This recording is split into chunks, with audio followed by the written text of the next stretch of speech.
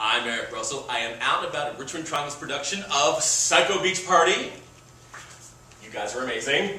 You got some major like moondogs and surfer chicks. This show is just a lot of fun for me, but so people know who you are, tell them who you are on the show and who you are in real life.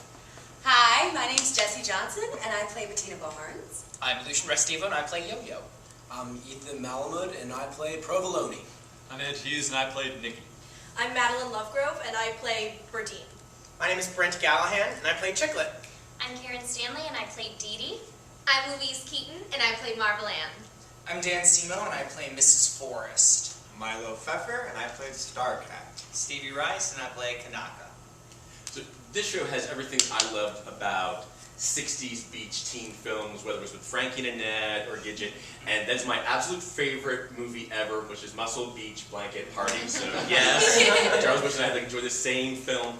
You guys were the epitome of the 60s beach movie, thrown in with a little bit of that, you know, I'm a little crazy Carrie. You know, it's got surf, it's got sand, it's got schizophrenia. What more do you want in a great comedy show? What is y'all's favorite beach memory, just as a kid growing up? What's your favorite beach memory? Well, I grew up in Clearwater, so I have plenty of them. It's one of the best beaches, truly, in the country. So I was there all the time. So to do a show like this was just really easy to fall into. Yeah. Natural. Favorite beach memory? I was born in Hawaii, and so my favorite beach memory was actually getting swept out into the ocean when I was like a little baby. And my sister actually had to come and save me. And when I got back, I don't even think my dad knew about it. But I wasn't worried. I was born in Hawaii, and like we hate you already. That's fantastic. I was born in a box down by the river. Sorry. I think my favorite beach memory was, of course, it was like 1976, and some movie about a man eating fish came out, and then my family took me to the beach, and I stayed on the sand the entire time. All the way, like, hey, good night, good. No, Mom, I heard the music. Hey. Gonna go to summer camp, go see Friday the 13th. How many of you have watched like 60s beach movies? Like, what's your okay? That was actually part of our process. Okay. Was watching beach movies from 1960. What did y'all think of them? Oh my gosh, it was fun. Everything. Yeah. Very nice And you and were- sexist. Well, 1960s, we're all very good children because we're going to go off and do what you're supposed to do. You went to the beach, and then you're going to discover, oh no, there's life out there. But what I loved about them was they did have a great time, and it was a way you got to see music at that period. You know, now we have the YouTube and all those things, but you saw like the bands of the day. And this show has great music, great surf music. I heard the Birds and the Beach Boys and just all those great songs. Do you have a favorite beach song from this show? Which one's y'all's favorite? Itsy bitsy teeny weeny yellow polka dot bikini.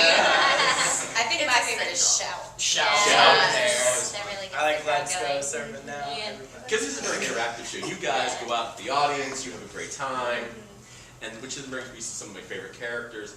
I love Chicklet. Let's talk about Chicklet for just a moment. How many voices are inside your head? Ooh, one too many. Sorry. Lots of them. But they're all sane. What was it like developing all those different characters for Chicklet? It was definitely a process. I had to kind of spend time, and with Penny and Mass, our director, we kind of spent time really figuring out the specifics for each one, so that they kind of didn't really bleed together, and they were each their own separate entity. So when she goes crazy at the end, you see each one, every single one. Spoiler. Sorry. I just like each one was very unique and special and everything. And I just love that, which then brought me to I wrote this note, and I just think it's absolutely dancing. I love Dancino, and I have June Cleaver meets Mommy Dearest. And then I have another note, just because, no wire jock straps. It's a spoiler, but you're going to have to find out what that means. Exactly. Just, let's talk about this great character that you have here. Oh, Mrs. Forrest. Mrs. Forrest. Forrest. I think Mommy Dearest is still playing back home right now. Watching a lot of Joan Crawford, interviews. She was just a woman who knew how to come into a room and take everyone's breath away and take everyone's presence. And Penny was really fantastic about finding the truth of the character first and foremost and adding the camp as a layer on top of that. She really worked intensely with all of us to bring the realism of the show to light and adding the camp as a layer. And Mrs. Forrest is no exception to that. She's a very real woman who really loves her daughter, and the camp is just a bunch of fun on top. Yeah, because you can see she really loves her daughter. Very It's much great so. moments. Which then brings me to like the surf crew of Kanaka and Yo-Yo and Provolone. This little group dynamic, you guys have been like surf buddies for years, and you're like the king of the beach.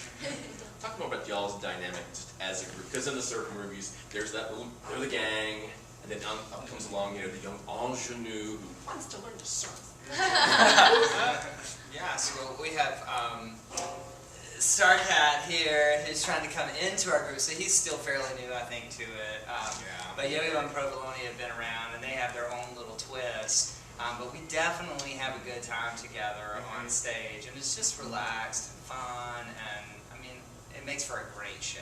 Yeah, Kanaka has some great relationship issues he's got to work out throughout the show. What you talking about, Willis? Love it! Think about red kites, Then we get to Yo-Yo and Provolone. Let's just say, let's use guys. Y'all's dynamic. You are like bros. You're like, you've known each other for a long time. Let's talk about y'all's relationship. Would you like to speak? Sure. It's very odd coupley in the fact that Yo-Yo is very, very put together and very OCD about certain things and wants the luau that he plans to be the best event. And Provolone, on the other hand, is... Well, I think it's very interesting because I came at it in a bro-y kind of way. And I think it's like funny because if you ever go into those real life situations and you see people being all bro-y and hands-on, people don't really give that a second thought.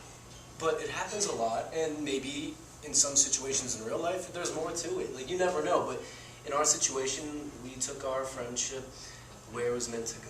Exactly. That's right. There we go. That's all I'm gonna say. And of course, what teen beach movie does not have, its guest star? When you made an entrance, I was like, yes! Yes! So were we. Yes! Thank you. Bettina. Oh, well, Bettina is, she's very much inspired by Marilyn Monroe, by Dorothy Dandridge, and she is very much a starlet of that time and that era. However, like Dorothy Dandridge and like Marilyn Monroe, Bettina is not dumb. Bettina is very sexy, so often people mistake her for being stupid, but she's a business lady. But she uses her sex appeal to her advantage, and it's been a hell of a good time playing this role. It's just fun watching you just interact with the whole group, and you're like, I just happen to have bought that house over there. Conveniently located right to the beach. Because no one has rented it the entire season. Yeah, All of a exactly. sudden. And I could go to my own private beach, but I could come to the public one where you can ogle over me. Exactly. No. It's like soap dish. I need to go to the mall. Yeah, exactly. Yeah, it's been great. I just love this whole thing. It's kooky. It's campy. At one point, I'm expecting like Scooby and the gang to come through. They all had a beach house and Jinkies. Yeah. Which I did write a note about Jinkies for Berdine. I just didn't think he fell off. Let's talk about Berdine. Let's. Well, being cast as a hopeless nerd feels pretty good. Berdine is so much fun. She has, reading through the script, she says a lot of, really intelligent things, but they're so funny because no one knows what she's talking about, but she is very certain that what she is saying applies to what is happening in front of her. And that's how she works through her life, is with, Sartre and Nietzsche and Schopenhauer, and yeah, it's hilarious, I think. What's your favorite Everyone else does too. Berdine moment? What's your favorite moment for her? I can't, it's a spoiler, I can't. You don't switch to another YouTube channel. Just turn your volume down. What is it? With the tying And up of okay. And there's, the mom and you get some yeah. 50 Shades of Grey I- moment there. I See? crack out of my shell and I'm a new woman. There we go. See? Campy and fun and wholesome fun. Family entertainment for teens and kids. Come on down. Which then brings me to Marvel Ann. I love Marvel Ann. I think she's another powerful, but she knows her power. Yeah. Let's talk about her because she's just, talk about developing her. Well, it was funny. I was talking to Penny about it, and she was like, you know, Marvel Ann is a lot like Bettina, thank you. We were just talking about Bettina, so it was like all the B names. But she was saying I was a lot like Bettina, except light. You know, she's absolutely a sex kitten. She's playing at being sexy, and she's still trying to figure it out. Like, why anybody would think that rawr is really gonna be the icing on the cake. That's only a 16-year-old girl's opinion. But she's got a little fight, a little dark side to her too. She's kind of driven. She knows what she wants. Yeah. Yeah, when I was doing research, I was trying to figure out why somebody would be that angry, and so I watched a whole lot of Bridezillas. And all those girls that are like, I need it this way! I was like, that's totally... That's her. Yeah. That's Marvel Ann. But I loved all of it. What do you want an audience to take away from this show? Laughter. Fun. Yeah. Just having a good time. I mean, this show it has its moments, yes, of truth, but at the end of the day, it's a fun, silly beach play. Be Perfect for yourself. summertime. Yeah. Yes. Be yourself, even if it feels silly. And drink a Yeah. lot. Because that's what you do at Overloud. Yeah. And it's a great way to kick off our RTP season for the coming year. So it's a great way, especially in the summertime. You guys are amazing. I laughed again. Kooky, fun, campy, just all the things I love from those 60s movies and in a show. So. Yay! So, grab your board, grab your best girl. You're going to catch a wave and ride that curl all the way into Richmond Triangle Players production of, say it with me, Psycho Beach Party! You can get information and tickets at rtriangle.org. The show is selling out, so don't miss out. Don't be a loser. You want to be one of the big kahunas. You never know I'll turn up next time, so hang 10 and tune in next time. Bye.